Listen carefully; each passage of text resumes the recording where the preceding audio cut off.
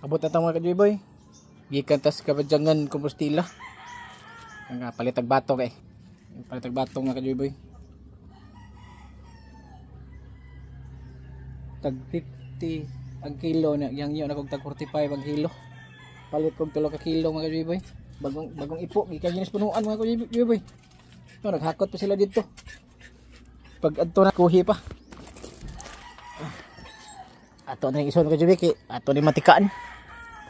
Matika tani ba? Lami kay na matikaan gud. Ay nabot na tang ka-Joyboy. Batong.